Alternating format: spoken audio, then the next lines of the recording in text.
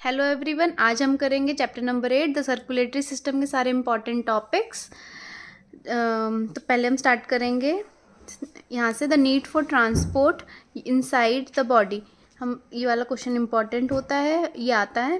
तो digestive system, respiratory system में क्या होता है, सर्कुलेटरी एक्सक्रीटरी सिस्टम में क्या होता है, सर्कुलेटरी सिस्टम कहाँ कहाँ यूज़ होता है, ये पता होना चाहिए, ये इंपॉर्टेंट है।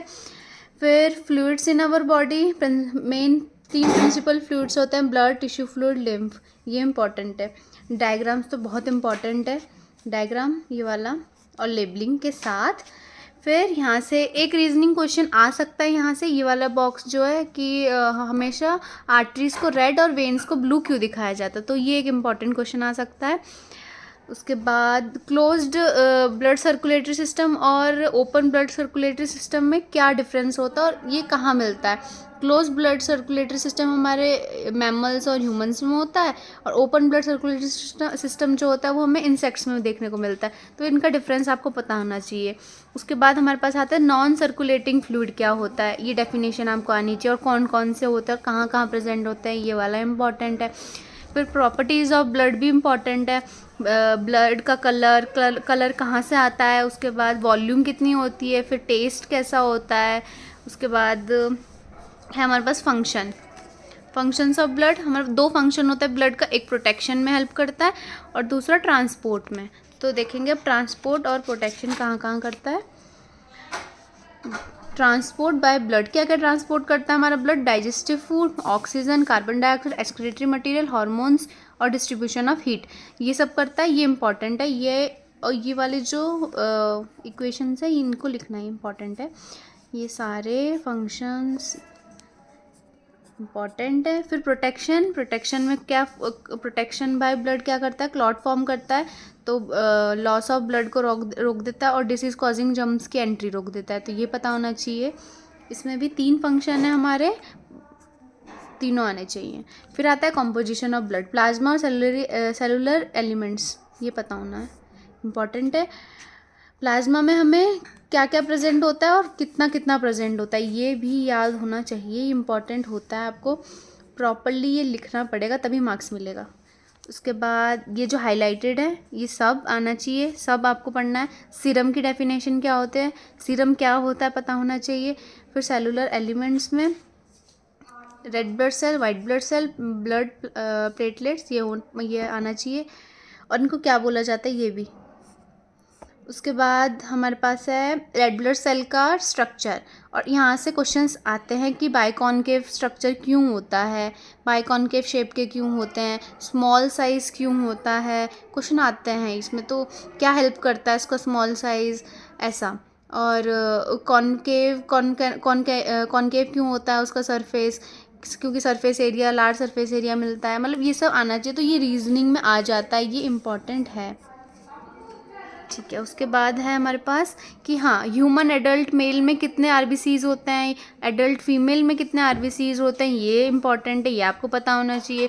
फिर आता है हीमोग्लोबिन, हीमोग्लोबिन का डेफिनेशन आना चाहिए। फिर हीमो का मतलब क्या होता है और ग्लोबिन का मतलब क्या होता है, ये पता होना चाहिए, ये इंपॉर्टेंट है, जो कि यहाँ लिखा है। उसके बाद ऑक्सीजन के साथ कंबाइन होकर क्या बना लेता है, ऑक्सी हीमोग्लोबिन, और कार्बन डाइऑक्साइड के साथ मिलके कार्बो ऑक्सी हीमोग्लोबिन बना देता है, ये पता होना चाहिए।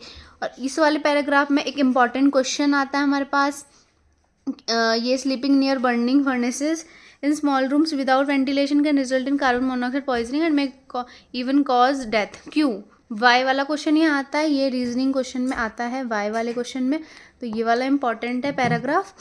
फिर नेक्स्ट है life and death of RBCs, ये इंपॉर्टेंट है, क्वेश्चन यहाँ पे आता है कि where are RBCs produced and destroyed, और उनकी लाइफ स्पैन कितनी होती है, तो ये पता होना चाहिए कहाँ प्रोड्यूस हो रहा है, कहाँ पे डिस्ट्रॉय हो रहे हैं, और उनकी लाइफ स्पैन कितनी है। और ये भी इंपॉर्टेंट है कि हमारे ये पता होना चाहिए आरबीसीज में न्यूक्लियाई नहीं होता, और न्यूक्लियाई नहीं होता ये हम नेक्स्ट बॉक्स में देखते हैं, बताती हूँ। यहाँ पे ये वाला बॉक्स है, इसमें हमारा बता रखा है न्यूक्लियाई नहीं होता, माइटोकॉन्ड्रिया नहीं होता, और एंडोप्लाज्मिक रेटिकुलम भी नहीं होता।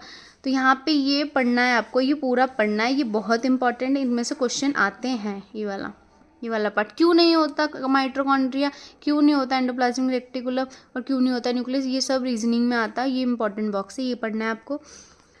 उसके बाद एक दो टर्म्स है यहाँ पे, टेक्निकल टर्म्स है, इनको ये आपको आना चाहिए, ये वन वर्ड क्वेश्चंस में आ जाता है, ये एमसीक्यूज में आ जाएगा। नेक्स्ट हमारे पास है WBC, वाइट ब्लड सेल्स को क्या कहते हैं, और इसमें न्यूक्लियस होता है ये पता होना चाहिए, और इसमें हीमोग्लोबिन नहीं होता, और इसकी काउंट कितनी होती है पता होना चाहिए, इंपॉर्टेंट है। उसके बाद इसका शेप क्या होता है और ये क्या करता है, कितने टाइप्स के होते हैं, दो मेजर कैटेगरी में डिवाइडेड होते हैं, ग्रैन्युलर और नॉन ग्रैन्युलर, फिर कितने टाइप में डिवाइड होते हैं ये पता होना चाहिए।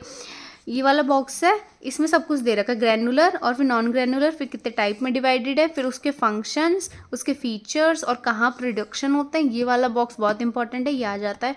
तो आपको ये पता होना चाहिए विद स्ट्रक्चर, इसके डायग्राम्स भी आपको पता होना चाहिए, डायग्राम्स आ जाता है, पूछ लेता है कि ये कौन सा वाइट ब्लड सेल है, तो आपको डायग्राम भी पढ़ना है। फिर एक हमारे पास यहाँ पे है ल्यूकीमिया, तो ल्यूकीमिया आपको पता होना चाहिए क्या होता है, ये इंपॉर्टेंट है।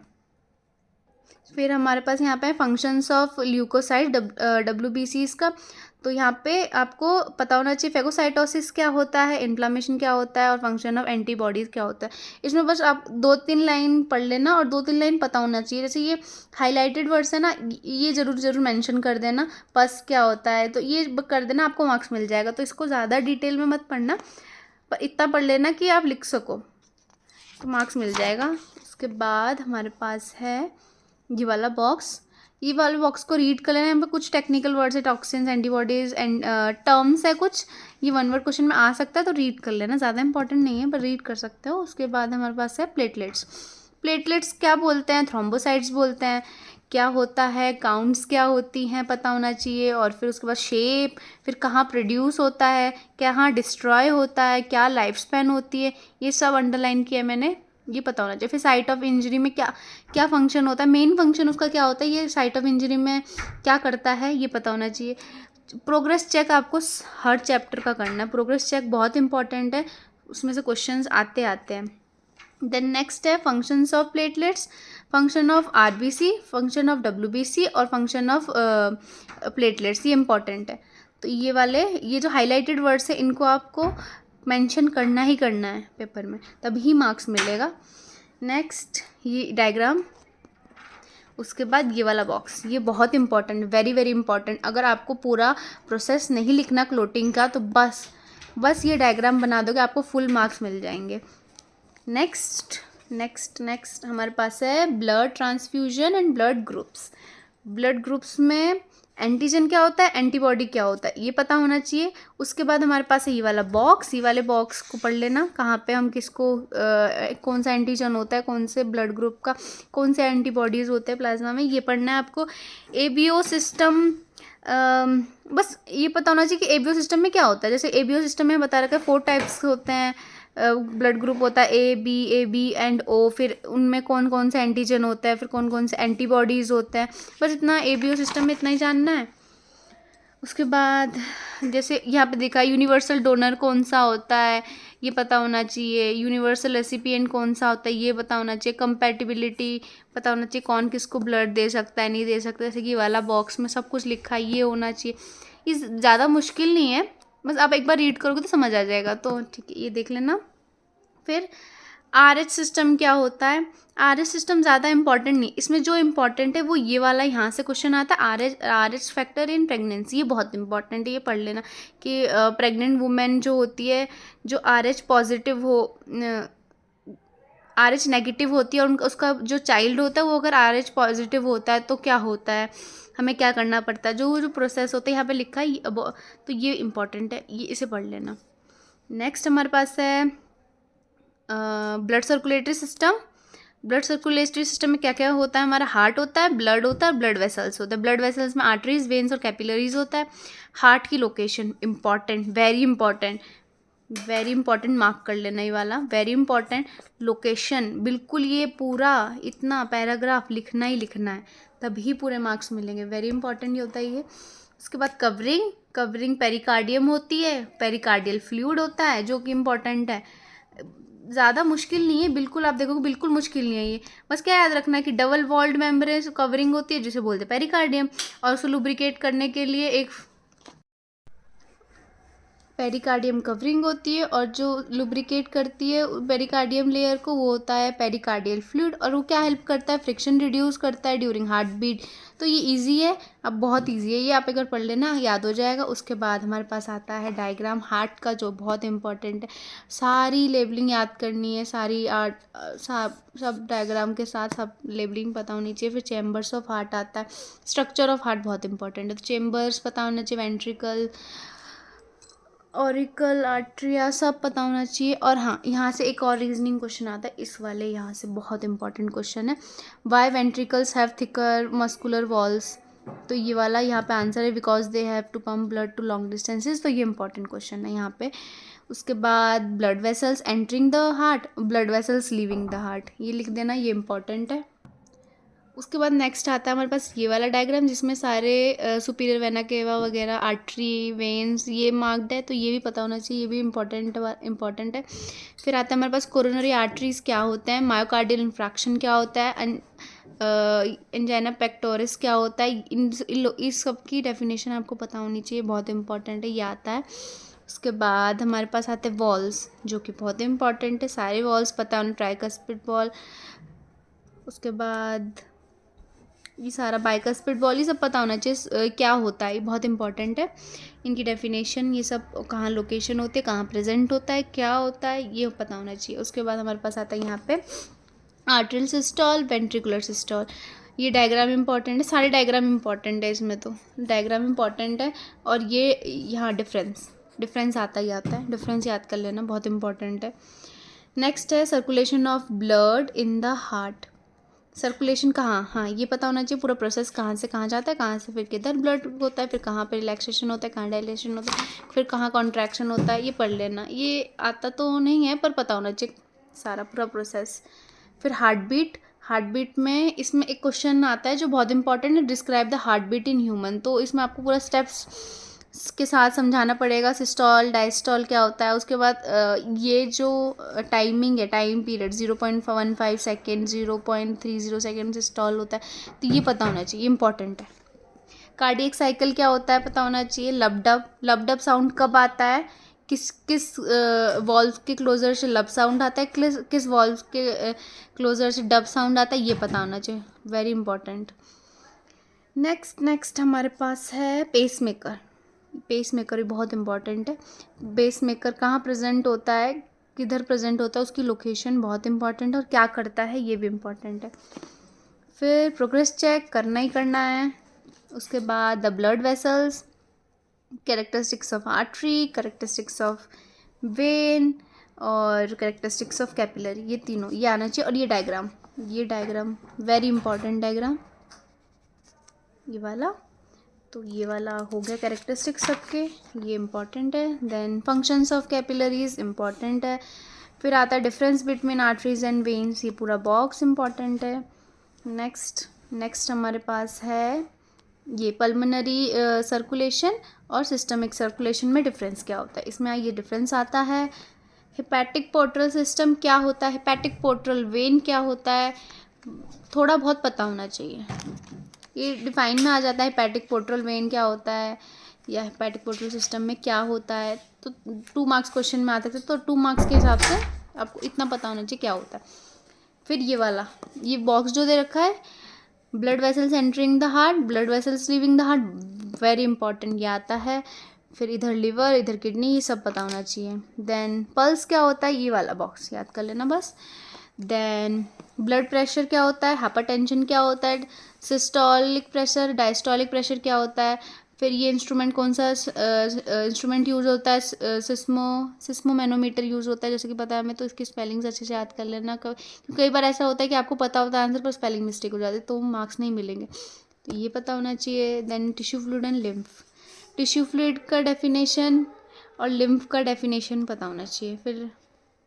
फिर आता है कॉम्पोजिशन ऑफ लिम्फ पता होना चाहिए, ये वाला प्रॉपर पता होना चाहिए। 94% वाटर होता है और सॉलिड 6% होता है, तो ये पता होना चाहिए। फिर फंक्शंस ऑफ लिम्फ शॉर्ट में कर लेना। Then last spleen, the spleen, और स्प्लीन क्या होता है, लिम्फेटिक ऑर्गन होता है, और फंक्शंस ऑफ स्प्लीन, बस। उसके बाद हमारे पास एक्सरसाइज में बहुत क्वेश्चन है जो एज इट इज़ एकदम क्वेश्चन पेपर में छप जाते हैं, तो एक्सरसाइज के क्वेश्चन और ये प्रोग्रेस चेक आपको करने ही करने। ये वाला ये बहुत इंपॉर्टेंट डायग्राम में आता है, very important. Diagram based question एक भी मत छोड़ना, ये सारे कर लेना प्रैक्टिस। इसके साथ हमारा ये चैप्टर कंप्लीट हो जाता है। नेक्स्ट हमारे पास है chapter number 9 the excretory system. इसमें भी हम देखेंगे इंपॉर्टेंट क्वेश्चंस। स्टार्ट करते हैं। एक्सक्रीटरी सिस्टम क्या होता है पता होना चाहिए। व्हाट इज एक्सक्रीटरी सिस्टम आ जाता है तो थोड़ा सा एक्सप्लेन करना पड़ेगा यहाँ पे, ये वाला थोड़ा सा। फिर आता है सब्सटेंस टू बी एलिमिनेटेड। कौन कौन से सब्सटेंस, जैसे कार्बन डाइऑक्साइड एंड वाटर। फिर थोड़ा सा 2 लाइन लिखना है इसमें भी। नेक्स्ट ये सारा ये वाला। फिर यहाँ पे ये वाला बॉक्स है एक्सक्रीशन का डेफिनेशन, यहाँ से याद करना ये वाला बॉक्स। फिर कौन कौन सा ऑर्गन्स प्रेजेंट होता है, क्या क्या हेल्प करता है, कैसे कैसे करता है, ये यहाँ पे भी है। किडनी, स्किन, लंग्स, लिवर, ये सब आना चाहिए। ये उसके बाद किडनी का स्ट्रक्चर इंपॉर्टेंट है, स्ट्रक्चर ऑफ किडनी इंपॉर्टेंट है। और ये वाला डायग्राम भी इम्पॉर्टेंट है, और ये वाला भी, और सारी लेबलिंग के साथ ये सारा स्ट्रक्चर है, ये आपको पता होना चाहिए सारा। Internal structure of kidney tubule, ये वाला डायग्राम, ये पूरा स्ट्रक्चर में आता है। तो आप इसके ना नोट्स अच्छे से बना लेना, ताकि एग्ज़ाम टाइम में ज़्यादा पढ़ना ना पड़े, क्योंकि बहुत सारा है। तो शॉर्ट नोट्स बना के रखिएगा। नेक्स्ट हमारे पास blood supply to the kidney and tubules. Blood supply to the kidney and tubules, यहाँ पे ये भी अफरेंट आर्टरियोल, इफरेंट आर्टरियोल, ये सब थोड़ा बहुत आना चाहिए। उसके बाद नेक्स्ट फंक्शन इंपॉर्टेंट है। इस चैप्टर में से ज़्यादा कुछ नहीं आता। एक तो आप फंक्शन याद कर लेना, एक तो स्ट्रक्चर इंपॉर्टेंट है, उसके बाद फंक्शन इंपॉर्टेंट है। फंक्शन भी बहुत बड़े बड़े हैं, तो इनके नोट्स बना के रखना पहले से ही, ताकि दिक्कत ना हो एग्ज़ाम टाइम में। फिर यहाँ स्टेप्स एंड यूरिन फॉर्मेशन, 3 चीज़ें हैं, ये इंपॉर्टेंट है। आपको ये पढ़ लेना अच्छे से, जो लॉन्ग में आते हैं। उसके बाद फिजिकल प्रॉपर्टीज़ ऑफ यूरिन, ये शॉर्ट क्वेश्चन में आ जाएगा। कॉन्स्टिट्यूएंट्स ऑफ यूरिन, ये शॉर्ट क्वेश्चन में आ जाएगा। देन कुछ टर्म्स हैं यहाँ पे जो इम्पोर्टेंट है, टर्मिनोलॉजी है ये सारी, ये 1 मार्क्स में 2 मार्क्स में आ सकता है, ये इंपॉर्टेंट है। अब नॉर्मल कॉन्स्टिट्यूएंट्स इन यूरिन, है ना। उसके बाद हमारे पास आता है रेगुलेशन ऑफ यूरिन आउटपुट, फिर ये इंपॉर्टेंट है। यहाँ पे हार्मोन्स वगैरह जो है, ये सारे हाईलाइटेड वर्ड्स, ये इंपॉर्टेंट है, इन्हें पढ़ लेना, ये लॉग में आ सकता है। ऑस्मो रेगुलेशन क्या होता है ये पता होना चाहिए, डिफाइन में आ सकता है।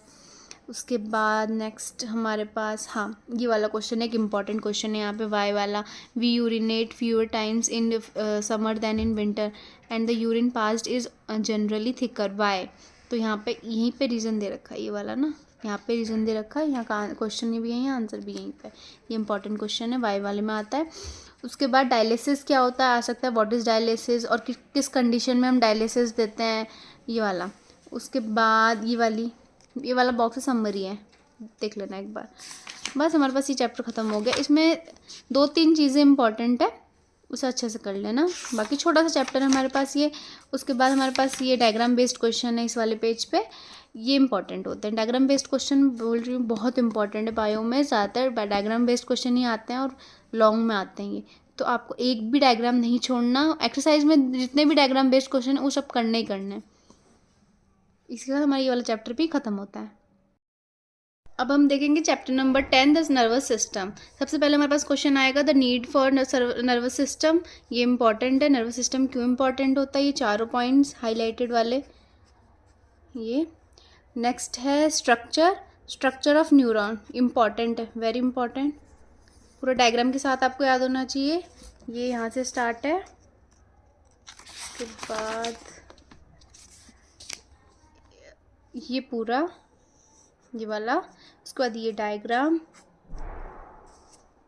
ये वाला बॉक्स है, इसमें सबकी डेफिनेशन दे रखा है, ये पढ़ लेना। Impulse, receptors, effectors, important. ये वाला जो प्रोसीजर है हमारे पास नेक्स्ट आता है transmission of the nerve impulse, इसका पूरे स्टेप्स में याद होना चाहिए। रेस्टिंग, ये वाला डिपोलराइजेशन, रिपोलराइजेशन, रेस्टिंग फेज, ये सारे आपको पता होना चाहिए। और ये डायग्राम भी इम्पॉर्टेंट है, और ये सारे आपको स्टेप्स में लिखना है यहाँ पे, यहाँ तक। उसके बाद है हमारे पास साइनेप्स का डेफिनेशन, ये डेफिनेशन आनी चाहिए।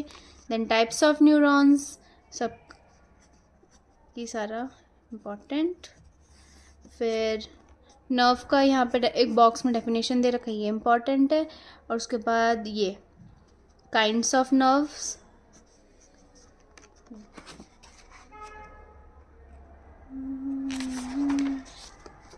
नेक्स्ट है हमारे पास गैंग्लिया। गैंग्लिया का यहाँ पे दे रखा है डेफिनेशन, दिस इज़ इम्पॉर्टेंट। उसके बाद हमारे पास है 2 types major division of the nervous system, CNS और PNS। इसका आप फ्लो चार्ट बना लेना CNS PNS का अच्छे से, ताकि इजी रहे आपको पढ़ने के लिए। उसके बाद हमारे पास आ जाता है ब्रेन। ब्रेन के कवरिंग्स इम्पॉर्टेंट है, पार्ट्स ऑफ ब्रेन इम्पॉर्टेंट है, और पार्ट्स ऑफ ब्रेन के फंक्शंस इम्पॉर्टेंट है, और इसके डायग्राम, ये वाला डायग्राम, ये वाला डायग्राम, पार्ट्स ऑफ उनका सारा स्ट्रक्चर, पार्ट्स ऑफ ब्रेन और पार्ट्स ऑफ ब्रेन के स्ट्रक्चर और साथ साथ उनके फंक्शंस, सारा इम्पॉर्टेंट है। नेक्स्ट हमारे पास है ये वाला बॉक्स है, इसमें से क्वेश्चन आता है कि an alcoholic person when drunk generally walks clumsily, why reasoning वाले क्वेश्चन में आता है। आंसर भी यहाँ बॉक्स में दे रखा है, ये वाला पढ़ लेना, वेरी इंपॉर्टेंट। फिर मेडुला ऑब्लिंगेटा, इसमें फिर एक और हमारे पास इंपॉर्टेंट क्वेश्चन आता है, injury to the medulla generally results in death, why, ये भी रीजन क्वेश्चन में आता है, तो ये वाला इंपॉर्टेंट है। इस पैराग्राफ में आंसर मिल जाएगा आपको, हाईलाइटेड वर्ड जो है यहाँ पे ही सारा आना चाहिए। उसके बाद 3 रीजन्स ऑफ द ब्रेन, ये सारा होना आना चाहिए। नेक्स्ट है हमारे पास स्पाइनल कॉर्ड। स्पाइनल कॉर्ड का स्ट्रक्चर, उसके बाद उसका फंक्शन, इम्पॉर्टेंट, वेरी इंपॉर्टेंट। उसके बाद PNS, ये पढ़ लेना है, क्रेनियल नर्व्स कितने होते हैं, स्पाइनल नर्व्स कितने होते हैं, ये इम्पॉर्टेंट है। उसके बाद इनका फ्लो चार्ट बनाने लेना ताकि बहुत इजी रहे। ये यहाँ पे जैसे हमारा फ्लो चार्ट दे रखा है नर्वस सिस्टम का, CNS PNS, और ये इम्पॉर्टेंट, वेरी इंपॉर्टेंट। और फिर ये वाला बॉक्स। नेक्स्ट है रिफ्लेक्सेस। रिफ्लेक्सेस का डेफिनेशन आना चाहिए, वॉलेंट्री और इनवॉलेंट्री के डिफरेंस आना चाहिए, ये वाला बॉक्स बस। और ये वाला डायग्राम सारे इंपॉर्टेंट है, सारे डायग्राम आपको आने चाहिए विद लेबलिंग। नेक्स्ट है ये वाला diagram. Then types of reflexes, ये पढ़ लेना है, ज़्यादा इंपॉर्टेंट नहीं है, बस पढ़ लेना है यहाँ तक। उसके बाद है हमारे पास ये वाला natural reflex and condition reflex का थोड़े से एग्जांपल, ये पढ़ लेना, ज़्यादा इंपॉर्टेंट नहीं है पर पढ़ लेना। नेक्स्ट हमारे पास ये वाला बॉक्स है, इस वाले बॉक्स में डिफरेंसेस दे रखे हैं, ये वाला कर लेना, important. Then pathway, nervous pathway in reflexes, यहाँ पे दे रखा है ये डायग्राम के साथ, ये वाला, ये बहुत इंपॉर्टेंट है। रिफ्लेक्स आर्क क्या होता है पता होना चाहिए, वेरी इंपॉर्टेंट। बाकी हो गया, चैप्टर ख़त्म हो गया, ये इतना ही था हमारा ये चैप्टर। उसके बाद ये वाला जो फ्लो चार्ट है ये पढ़ लेना, और ये वाला डायग्राम बेस्ड क्वेश्चन है, ब्रेन का डायग्राम है ये हमारे पास, इसकी लेबलिंग आनी चाहिए, ब्रेन की सारी लेबलिंग, स्पाइनल कॉर्ड की सारी लेबलिंग आनी चाहिए, बस ये चैप्टर यहीं ख़त्म होता है। नेक्स्ट है हमारे पास chapter number 11, sense organ. Sense organs क्या होता है पहले यहाँ पे दे रखा है ये वाले बॉक्स में, इसे पढ़ना है। उसके बाद रिसेप्टर्स क्या होते हैं, ये सारे डिफरेंट टाइप्स ऑफ रिसेप्टर्स है, सबके बारे में आपको पता होना चाहिए। ये शॉर्ट 1 वर्ड में आ सकता है, या टिक द राइट आंसर में आ सकता है, MCQs में आ सकता है, तो ये सारा ये रिसेप्टर सारे पढ़ लेना। फिर स्टार्ट होता है हमारा द आइज। आइज के सारे पार्ट्स विद सबके फंक्शन आपको पता होना चाहिए, और लोकेशन भी दे रखा है तो लोकेशन भी पता होना चाहिए, और सारे बहुत इंपॉर्टेंट है सबका, देख लेना ये वाला। उसके बाद हमारे पास आता है function of tears, very important आ जाता है। फिर यहाँ पे ये वाला है, ये हाईलाइटेड वर्ड जो है ये सारा पढ़ लेना। फिर नेक्स्ट हमारे पास structure of eyeball, structure पढ़ना है, इंपॉर्टेंट है।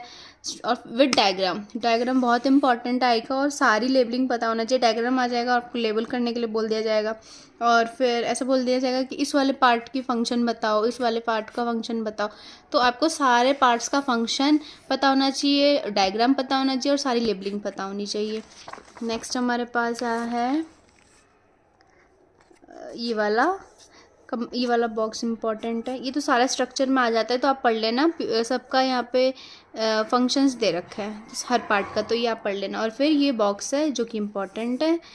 नेक्स्ट हमारे पास है येलो स्पॉट, ब्लाइंड स्पॉट। इन लोग ये क्या होता है, येलो स्पॉट पता होना चाहिए, और ब्लाइंड स्पॉट क्या होती है पता होना चाहिए, उसका फंक्शन भी पता होना चाहिए।